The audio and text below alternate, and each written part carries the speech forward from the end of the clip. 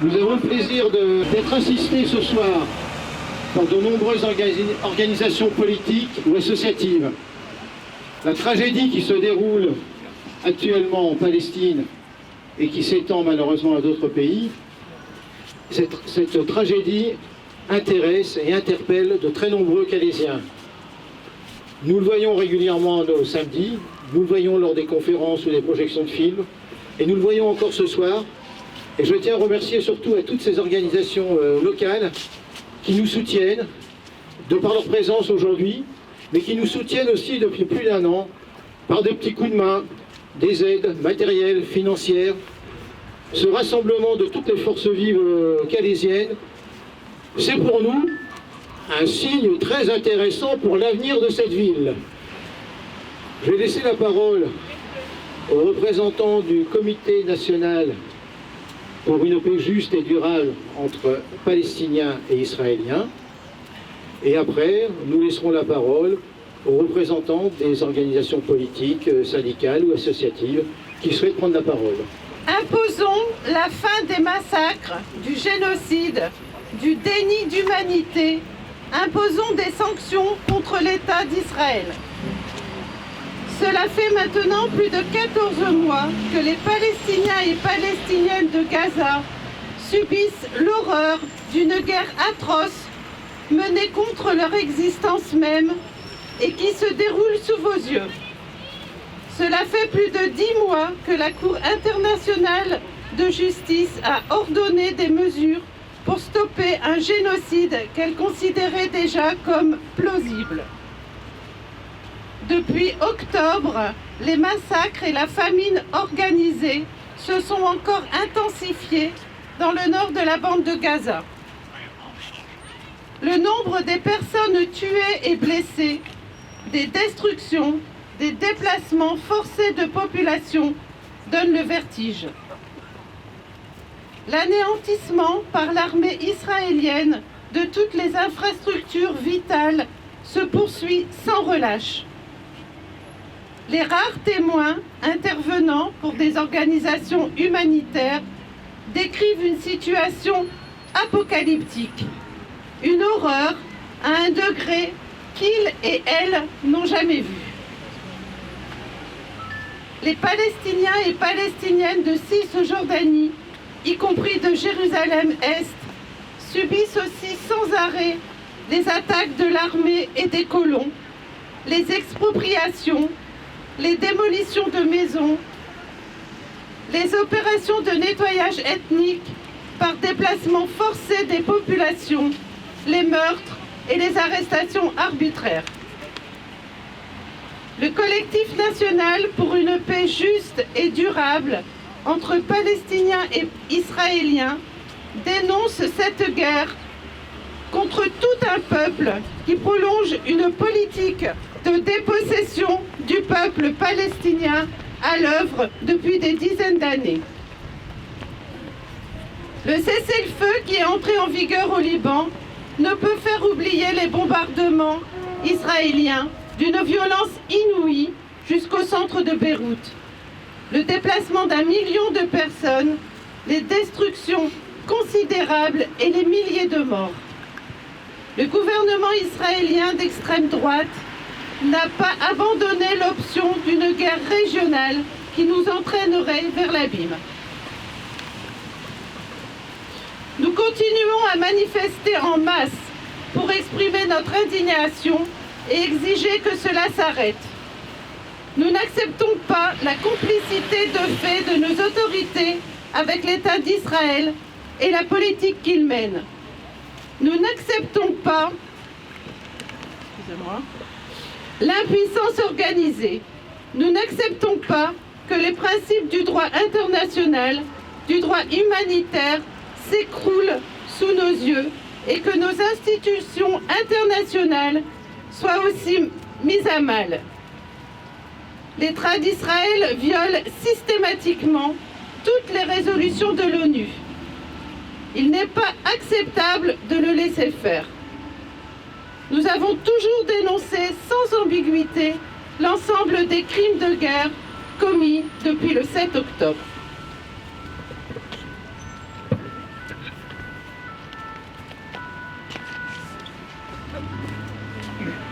les mandats d'arrêt émis par la Cour pénale internationale, notamment contre le Premier ministre israélien, contre l'ancien ministre de la Défense et un dirigeant du Hamas, constituent un événement considérable et sont révélateurs de la gravité de ce qui se joue aujourd'hui. Les déclarations de la France, qui a invoqué une immunité pour tenter de protéger les dirigeants israéliens, sont d'une totale indignité. L'Assemblée générale des Nations unies a réclamé le 18 septembre la fin de l'occupation israélienne du territoire palestinien, occupé dans un délai de 12 mois, et appelé à des sanctions contre Israël. Mais que fait la France pour aller dans ce sens, alors qu'elle a voté pour cette résolution?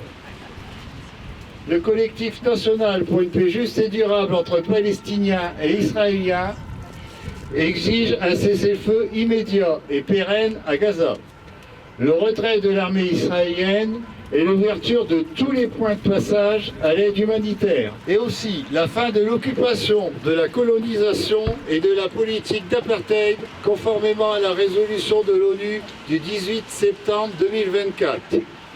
Le droit au retour des réfugiés et réfugiés palestiniens et palestiniennes, comme le stipule la résolution 194 de l'ONU. Le retrait immédiat de l'armée israélienne du Liban et la pérennisation du cessez-le-feu. La libération de toutes les personnes détenues, qu'il s'agisse des otages détenus par le Hamas depuis plus d'1 an, des plus de 10 000 prisonniers politiques palestiniennes détenus au mépris du droit international depuis des dizaines d'années pour beaucoup d'entre eux, et des milliers de palestiniennes de Gaza transférés dans des centres de détention et de torture. Un soutien matériel et politique à l'UNRWA, l'agence de l'ONU pour les réfugiés palestiniens, honteusement attaquée par Israël. Un soutien sans ambiguïté à la Cour pénale internationale et l'engagement d'appliquer des décisions sans restriction ni réserve. Nous n'acceptons aucune immunité pour les criminels de guerre. La protection des journalistes palestiniens et l'ouverture de Gaza à la presse internationale. La fin de l'impunité d'État d'Israël et des sanctions tant qu'ils ne respectent pas le droit international. Un embargo sur toutes les livraisons d'armes, de munitions et de composants militaires à destination d'Israël. Des sanctions diplomatiques.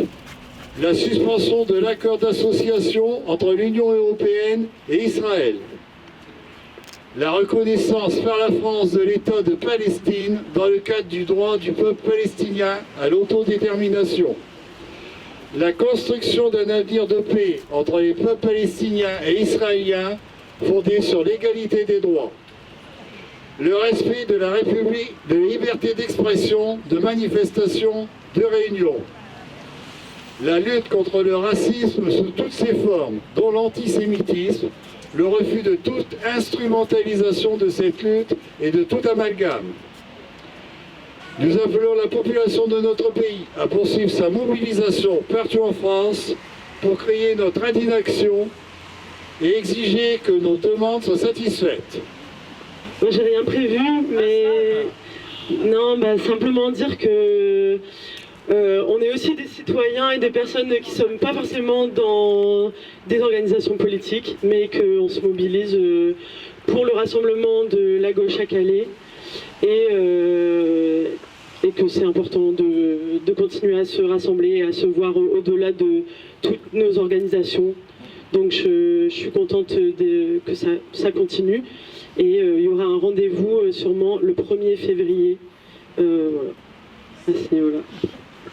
Bonsoir à toutes et tous. Je voudrais commencer par renouveler, si besoin était, ici ma condamnation sans ambiguïté des horribles attaques du 7 octobre perpétrées par le Hamas sur des civils israéliens innocents, avec la plus grande force et la plus grande clarté. Ce soir, je suis à la fois heureux, triste et en colère. Heureux que, malgré la période peu propice et la météo peu propice, avec les fêtes qui nous préoccupent, nous soyons malgré tout si nombreux à montrer notre solidarité avec le peuple palestinien qui vit le martyre. Triste parce que, après plus de 14 mois d'enfer imposés par Israël à la population civile palestinienne, au mépris des principes élémentaires du droit international, nous soyons encore obligés d'être là pour dénoncer ce qui est de plus en plus unanimement qualifié de génocide. Et en colère, parce que la France, et avec elle la communauté internationale, n'a toujours pas mis fin à cette ignominie. Comme si le droit international ne s'appliquait pas à l'État d'Israël, de Netanyahou, de Gallant, de Smotrich et de Ben Gvir. Cette lâcheté restera toujours comme une tache indélébile sur notre drapeau français. Jusqu'au très fond de moi-même résonnera toujours la petite voix apeurée de la petite Hind Rajab, 6 ans, prisonnière de la voiture où des soldats israéliens avaient tué son oncle, sa tante et 4 de ses cousins, qui a vu une deuxième rafale tuer sa cousine et qui appelait les secours en suppliant, en pleurs et terrorisée. J'ai si peur, s'il te plaît, viens, viens, emmène-moi, s'il te plaît, viendras-tu? Son corps avait été retrouvé criblé de balles, ainsi que le secouriste qui était parti la chercher, après avoir pourtant reçu le feu vert de l'armée israélienne. Combien d'autres Hind Rajab ont vécu le même sort? Combien de temps durera ce génocide sans fin? Combien de temps la France portera-t-elle la honte et le déshonneur de regarder de l'autre côté? Cela doit cesser. Maintenant, immédiatement, cessez le feu à Gaza et vive la Palestine libre. Depuis 14 mois, les horreurs s'enchaînent et repoussent à chaque fois les limites du pire. Le gouvernement d'extrême droite de Netanyahou poursuit le génocide contre le peuple palestinien par la mort de 50 000 personnes, les destructions méthodiques de toute infrastructure, la famine et les déplacements forcés de population, le tout dans l'inaction et le silence complice de Macron. Comment s'en étonner lorsque le ministre de l'Intérieur considère que l'urgence à Mayotte, ce n'est pas de sauver des vies, mais de s'inquiéter de l'immigration? Comment s'en étonner lorsque Macron considère qu'il y a trop de Mamadou dans les hôpitaux? Comment s'en étonner lorsque, malgré le mandat d'arrêt émis par la Cour pénale internationale, la France déclare accorder l'immunité à Netanyahou en cas de venue sur notre sol? Au fond, c'est simple. Notre gouvernement raciste soutient un gouvernement raciste. Mais ce nouveau gouvernement partira, comme l'autre qui est déjà parti. Et bientôt c'est Macron qui, pour cette raison et tant d'autres, devra partir. Quoi qu'il arrive, le nouveau Front populaire se tient prêt à gouverner et à prendre des mesures immédiates en faveur du peuple palestinien et de la paix. Rompre avec le soutien coupable du gouvernement français pour imposer un cessez-le-feu immédiat à Gaza. Agir pour la libération des otages israéliens et des prisonniers politiques palestiniens. Reconnaître immédiatement l'État de Palestine aux côtés de l'État d'Israël. Décréter un embargo sur les livraisons d'armes à Israël. Faire respecter la souveraineté du Liban et la protection des 700 Français engagés sous casque bleu pour le droit international. En cette période de fête, puissent nos flambeaux réchauffer le cœur des enfants et des familles menacées à des milliers de kilomètres d'ici. Qu'ils sachent qu'en France, comme partout dans le monde, nous ne les oublions pas. Les communistes du Calaisis s'associent pleinement aux initiatives de l'AFPS. La constance des militants qui animent le communauté locale est à la hauteur de notre détermination à voir cesser immédiatement ce conflit qui est en train d'embraser tout le Proche-Orient. La situation au Liban et en Syrie en atteste. Le Parti communiste français a signé le 24 novembre dernier un communiqué commun avec nos camarades de l'OLP qui préconise d'accentuer la mobilisation des peuples en France et en Europe en solidarité avec le peuple palestinien. C'est le communiqué de Ramallah, dans lequel nous nous retrouvons pleinement. On y trouve d'abord un constat. Le peuple palestinien subit la plus grande catastrophe de son histoire. Le gouvernement israélien d'extrême droite veut détruire tout espoir d'émancipation du peuple palestinien. Les massacres de masse, les crimes contre l'humanité et les crimes de guerre, le génocide dont il est coupable ont été condamnés par la Cour internationale de justice et ont donné lieu à émission du mandat d'arrêt de la Cour pénale internationale. Nous dénonçons également la politique d'épuration ethnique de l'armée et des colons israéliens en Cisjordanie et à Jérusalem-Est occupée. On y trouve ensuite les revendications communes au PCF et à l'OLP. Il faut réaffirmer le droit inaliénable du peuple palestinien et la réalisation de ses droits légitimes nationaux en toute indépendance, en application du droit des peuples à l'autodétermination et à vivre en paix et en sécurité dans le cadre d'un État souverain et démocratique, aux côtés du peuple israélien. Le peuple.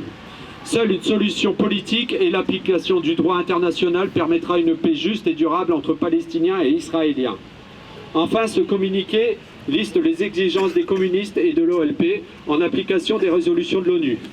Un cessez-le-feu immédiat et permanent pour l'ensemble de la région, la mise en jugement des criminels de guerre en l'application de l'arrêté de la CPI, la protection du peuple palestinien contre les attaques de l'armée et des colons israéliens, la reconnaissance par la France et l'Union européenne de l'État de Palestine sur les bases des frontières de 1967 avec Jérusalem-Est pour capitale, la libération des prisonniers politiques palestiniens et des otages israéliens, le démantèlement de toutes les colonies israéliennes et la fin de l'occupation, la levée du blocus de Gaza, l'exercice du droit au retour des réfugiés. Telle est la voie pour établir une relation pacifique entre les peuples palestiniens et israéliens. Nous demandons à l'Union européenne et à la France de condamner les crimes de guerre et les crimes contre l'humanité commis par le gouvernement israélien.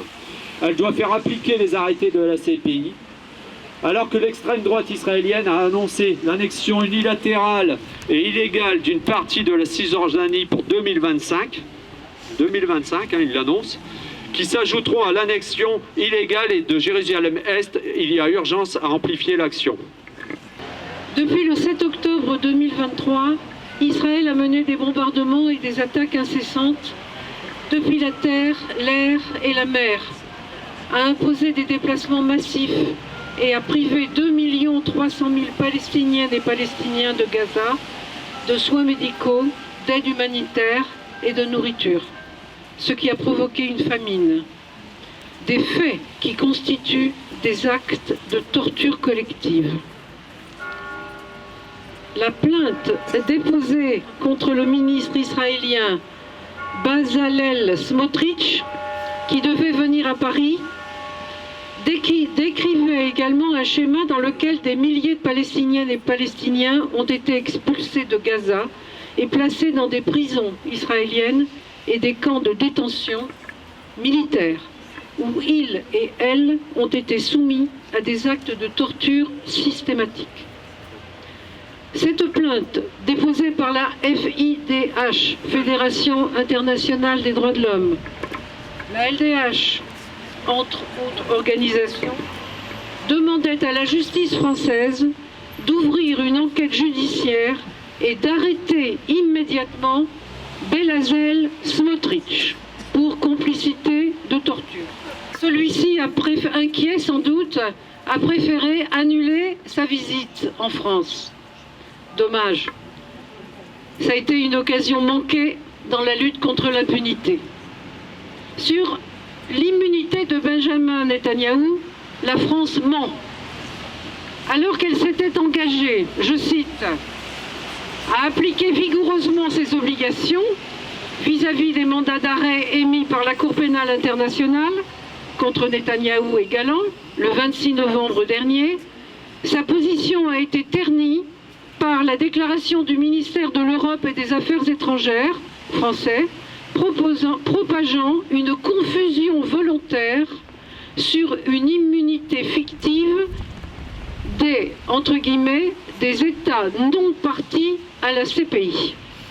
Or, les mandats d'arrêt de la CPI ne sont pas négociables. Notre présidente nationale, Nathalie Théiot, a déclaré à ce sujet « Il n'avait pas été question d'immunité pour M. Poutine.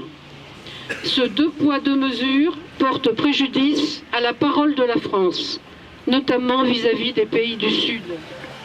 Briser le mur du silence, protéger le peuple palestinien.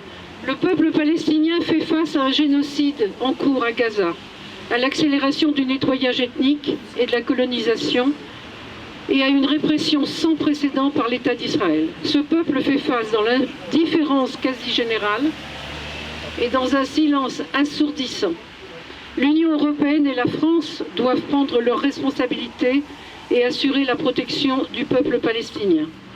Nous exigeons donc un cessez-le-feu immédiat, la fin de la colonisation, la fin de l'occupation, la fin de l'apartheid, la fin de l'impunité d'Israël, des sanctions, suspendre l'accord d'association Union européenne-Israël, droit à l'autodétermination du peuple palestinien et enfin la reconnaissance de l'État de Palestine.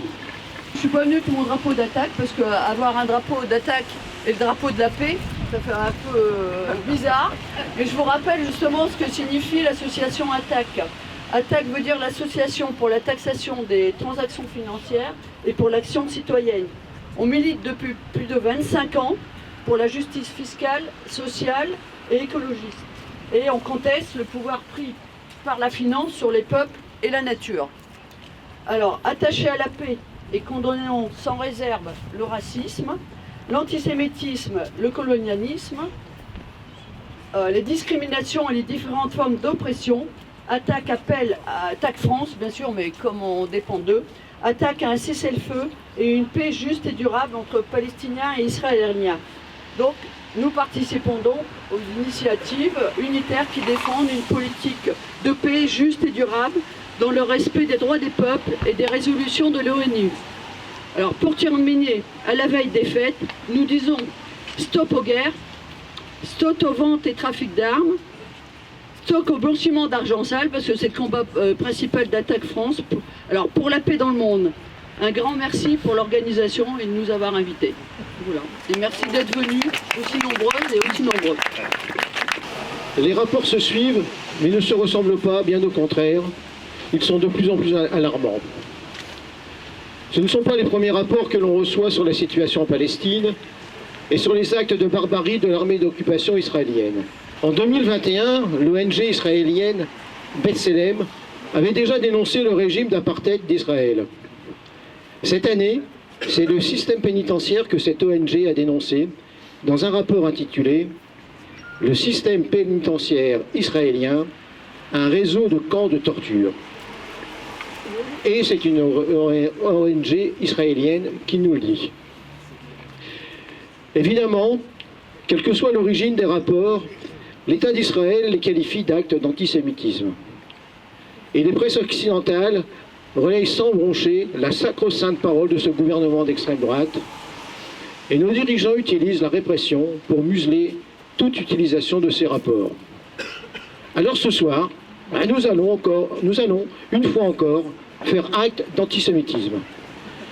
Dans un premier temps, en vous lisant quelques extraits de ces derniers rapports parus dans la presse, dans certaines presses. Et dans un deuxième temps, et c'est là effectivement que nous aurons le plaisir d'écouter le docteur Bouchakour, qui est intervenu dernièrement à Gaza. Donc quelques extraits de rapports. Le premier, c'est le rapport d'Amnesty International qui a été publié là dernièrement. On peut lire « Notre rapport montre l'étendue réelle du régime d'apartheid d'Israël. Qu'ils vivent à Gaza, à Jérusalem-Est ou dans le reste de la Cisjordanie, mais même en Israël, les Palestiniens sont traités comme un groupe ethnique inférieur et donc systématiquement privés de leurs droits. Bon, mais ce rapport n'épingle pas que l'État d'Israël, on en a nous aussi pour notre grade. Sans prendre d'action réelle pour demander qu'Israël rende des comptes pour les violations systématiques des droits des Palestiniens, la communauté internationale contribue à affaiblir le droit international et encourage Israël à perpétrer ses crimes contre l'humanité. Deuxième exemple, c'est ce 11 décembre. Dans le rapport du Bureau de coordination des affaires humanitaires de l'ONU, on peut lire « L'aide vitale aux zones assiégées du gouvernorat de Gaza Nord a été largement bloquée au cours des 2 derniers mois, laissant entre 65 000 et 75 000 personnes sans accès à la nourriture, à l'eau, à l'électricité ou à des soins de santé. » Un peu plus loin dans ce même rapport, les enfants et les femmes fouillent de plus en plus dans les tas d'ordures, à la recherche de restes de nourriture, souvent pieds nus et sans gants, ce qui accroît encore les risques de maladies et de blessures. Un autre rapport, c'est celui de Médecins sans frontières, paru à mi-décembre. Cette ONG médicale constate que la catastrophe médicale et humanitaire infligée à Gaza correspond aux descriptions fournies par un nombre croissant d'experts juridiques et d'organisations qui concluent qu'un génocide est en cours à Gaza. Enfin, je voudrais lire un dernier extrait, c'est celui du rapport qui a été édité par Human Rights Watch. L'eau est essentielle à la vie humanitaire. Mais pendant plus d'une année, le gouvernement israélien a délibérément privé les Palestiniens de Gaza du minimum vital pour survivre. Ce n'est pas juste un geste de négligence, mais d'une politique délibérée de privation ayant entraîné des milliers de décès par déshydratation et maladie, ce qui constitue un crime contre l'humanité et un acte de génocide. Avant de laisser la parole au docteur Bouchakour, qui je pense ne fera que confirmer ce que ces rapports nous disent, je voudrais vous lire un extrait de Christiane Hessel, dont on connaît le mari. Celle-ci a écrit à Macron la veille de sa mort, et dans un paragraphe qu'elle a intitulé « J'ai fait un rêve », oser une utopie palestinienne, voici ce qu'elle écrit. Le prisme médiatique et politique ne nous donne à voir à Gaza que sous l'angle de la misère, de la destruction, du désespoir. Cessons d'être apathiques et considérons la réalité dans sa complexité pour bien agir. Que ceux qui se sont rendus sur place savent que Gaza, c'est autre chose. C'est une civilisation, une histoire, c'est un peuple doué, c'est une enfance qui mérite d'être sauvée. C'est une population courageuse qui a réussi à maintenir des réseaux d'éducation et de santé. Alors on ne peut pas laisser la Palestine disparaître. Il faut sans attendre établir une zone de paix qui permette de restaurer une culture, une scolarité réussie, un avenir pour les enfants et une indépendance. Voici donc les derniers mots de Christiane Hessel à Macron que nous devons relayer à notre tour. Nos mobilisations tous les samedis peuvent paraître anodins pour certains, tout comme nos invitations de conférenciers ou de projections de documentaires sur la vie quotidienne des Palestiniens. Mais dites-vous bien que nous ne sommes pas seuls à nous mobiliser pour ce cessez-le-feu immédiat à Gaza. Aujourd'hui et demain, dans toute la France, des rassemblements tels que le nôtre vont rappeler à nos dirigeants qu'il est grand temps de prendre de réelles mesures contre l'État d'Israël. Je vous remercie. Je remercie tout le monde pour cette invitation, pour ton invitation, et puis voilà. Je remercie aussi ceux qui ont fait cet appel et le collectif calaisien qui, d'après ce que j'ai compris, en fait, se réunit tous les samedis, chose qu'on n'arrive pas à faire à Lille, alors qu'à Lille, voilà, enfin, on est beaucoup plus nombreux. Donc franchement, en fait, c'est touchant de savoir que vous pouvez vous mobiliser en fait pour le peuple palestinien et enfin, là maintenant tout le monde peut parler du mot génocide. Enfin voilà, avant c'était un peu un tabou, les gens ils disaient on savait pas trop, mais en fait là avec le dernier rapport de MSF que tu viens de citer, et avant en fait il y avait Amnesty International, Et ce que je sache, c'est des organisations qui sont quand même fiables, quoi, enfin, voilà, sur le plan humanitaire. Donc moi je ne me suis pas présenté, donc c'est Bouchakour Shamsidine, je suis anesthésiste réanimateur et j'ai eu cette chance, comme je l'ai dit à chaque fois en fait, d'avoir été à Gaza au mois de janvier, entre janvier et février. Donc moi je suis membre de l'association Palmed. Alors l'association Palmed, c'est une association médicale de médecins principalement palestiniens, mais pas que, il y a un peu tout le monde. Principalement en France, mais pas que, parce qu'il y a Palmed aussi Europe, et dans Palmed Europe, il y a l'Angleterre, il y a la Norvège, et il y a un groupe aussi en Allemagne. On peut se réjouir d'une chose, c'est que l'association, enfin nous en tout cas, que l'association Palmed a pu envoyer le plus grand contingent en fait, de médecins et de soignants à Gaza à partir de la France. Et on est à peu près à notre 11e mission, et encore hier, il y a 2 collègues qui sont rentrés, et je peux vous assurer, j'ai montré tout à l'heure la photo, enfin j'ai envoyé une photo à un de mes collègues qui est sur place, et que je peux vous assurer que la photo d'ici est arrivée à Gaza, quoi. Enfin là ce soir. Voilà.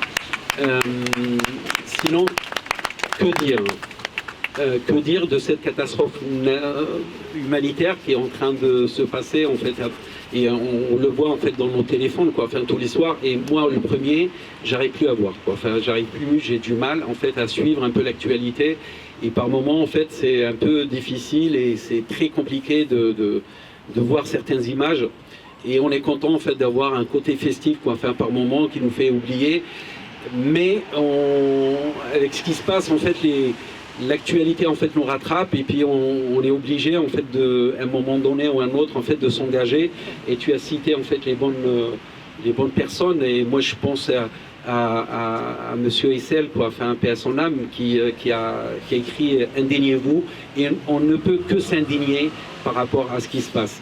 Alors il y a le génocide, ok, d'accord, tout le monde est d'accord. Je vais vous donner en fait juste quelques chiffres, comme ça, pour se resituer un petit peu dans le contexte. Parce qu'il n'y a pas que le génocide, il y a le scolasticide aussi, on parlait, c'est-à-dire qu'on a une population à peu près qui fait 2,3 millions d'habitants. Encore, on ne sait pas trop, hein, enfin, là, peut-être qu'on va découvrir dans 2 mois ou 3 mois, ou je ne sais pas, en fait, qu'en réalité, qui sont que 1,5 million. Tout est possible, hein. Par rapport à l'ampleur des dégâts, en fait, tout est possible. Et sur les 2,2 millions d'habitants, on estime qu'il y a à peu près 600 000 à 700 000 écoliers qui ne vont plus à l'école. Donc non seulement il y a un scolasticide, il y a aussi un urbanicide. C'est-à-dire que là, Gaza, c'est un tas de ruines et un tas de pierres. Et moi, j'ai été au mois de janvier. Au mois de janvier, c'est à peu près au mois de décembre. Et on est en face de la mer. Et il fait très très froid. Il fait très très froid. Donc dans des conditions en fait qui sont indignes, avec il n'y a pas d'accès en fait aux soins primaires, ça c'est normal, enfin, ça fait partie du tableau, mais surtout à l'eau. Voilà. Alors l'eau c'est un vrai problème en fait à Gaza, parce que les gens ils sont en train de chercher de l'eau un peu partout, tous les jours, des enfants en fait qui trimballent avec les pieds nus dans ce froid-là, en fait, en train de chercher des bouteilles d'eau. Ça, c'est l'image, en fait, qu'on a tous les jours. Ils viennent à l'hôpital. Moi, au bloc opératoire où j'étais, on avait accès à l'eau, ce qui est tout à fait normal. Ils venaient pour remplir quelques bouteilles d'eau, et je peux vous assurer que l'eau, je ne suis pas sûr si elle est vraiment potable. Mais en tout cas, en fait, il n'y a pas d'autre choix, il faut rester en vie. Donc, il y a des mécanismes de survie, en fait, qui se mettent pour résister. Autre chose, au-delà du scolasticide et de l'urbanicide et du génocide, il faut savoir qu'à Gaza, il y a aussi 200, on estime à peu près en fait 200 accouchements par jour. Actuellement, au jour d'aujourd'hui, il y a à peu près 200 accouchements par jour. Et sur les 200 accouchements, si on estime qu'il y a à peu près 40 à 50 césariennes par jour, à peu près 25%, ben, il y a 50, on peut dire qu'il y a à peu près quarantaine de césariennes par jour, qui se font dans des conditions en fait juste catastrophiques. Ce qui fait que on a des femmes qui n'ont pas de lait, en fait, qui sont dénutries. Ça, on en parlera tout à l'heure, enfin, de la famine comme arme de guerre. Et donc, les 200 femmes, la durée de séjour après un accouchement à Gaza, c'est à peu près 2 heures. C'est-à-dire que dans les 2 heures, il faut que la femme, en fait, quitte l'établissement, parce que de toutes les façons, il n'y en a pas plusieurs. Et tout le tissu, on va dire, sanitaire de Gaza est détruit. Actuellement, il y a quoi? Il y a 3 hôpitaux, et encore, je ne sais pas si on peut utiliser le terme hôpital. Il y a le Madani, il y a Shifa qui a ouvert un aile là comme ça, mais ça ne répond pas aux besoins primaires d'une population qui, je rappelle, elle a des besoins primaires, c'est-à-dire qu'on a le droit de faire une grippe, on a le droit d'avoir une appendicite, on a le droit de faire une péritonite, un ulcère et autre chose.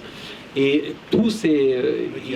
le diabète, alors là, c'est justement, en fait, en parlant de ça, c'est qu'on parle justement, en fait, des patients qui meurent, ou ceux qui sont tués, plutôt, en fait, sous les bombes, et puis d'autres, en fait, on ne sait pas où est-ce qu'ils sont, quoi. Enfin, ils sont certainement, en fait... sous les décombres, eh bien, il faut rajouter à cela, il n'y a pas, par exemple, à Gaza, un service qui fait de la dialyse. Donc, tous les insuffisants rénaux de Gaza, ils n'existent plus. Ils sont morts. Les patients diabétiques, ils n'ont pas accès au traitement. Donc, les patients diabétiques, ils ont des diabètes qui se compliquent.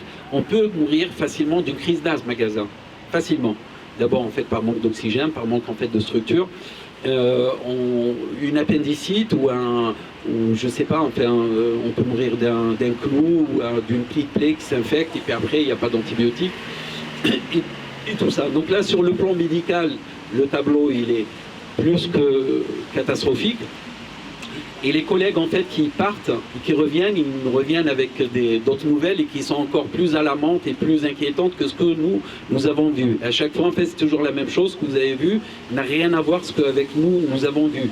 Et donc, je n'ose même pas imaginer, ce que je disais tout à l'heure aux collègues, c'est que ce qui est difficile, c'est surtout répondre aux messages des collègues gazaouis, avec qui je suis en contact, d'autres aussi sont en contact, et je ne sais pas, honnêtement, moi, personnellement, en fait, je ne sais pas quoi répondre.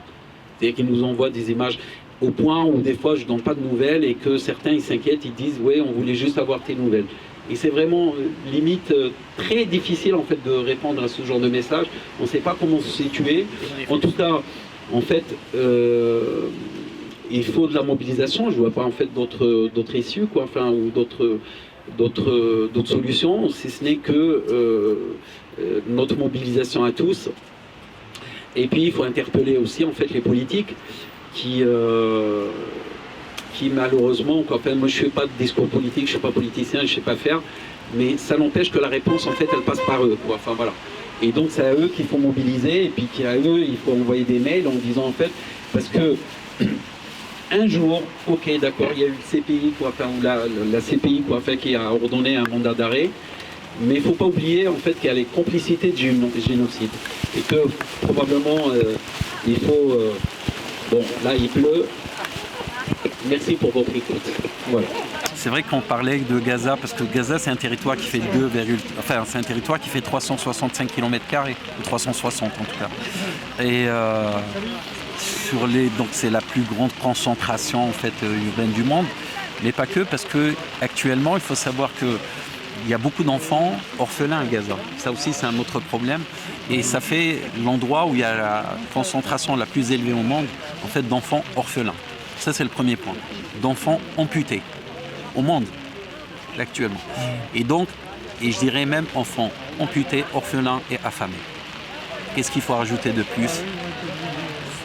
C'est un vrai problème, c'est quelque chose qu'on a tendance à oublier, que la population gazaoui, elle a aussi des besoins primaires de santé. C'est-à-dire qu'elle a, je sais pas, en fait, elle peut attraper une bronchite, elle peut attraper en fait, voilà, une crise d'asthme ou un truc comme ça. Et c'est quand même impressionnant qu'on puisse mourir en fait de ça, quoi. Enfin, déjà, ou de mourir de faim. Enfin, il y a tous les critères de toutes les organisations humanitaires, toutes, sans exception. Il n'y en a pas une qui a dit le contraire.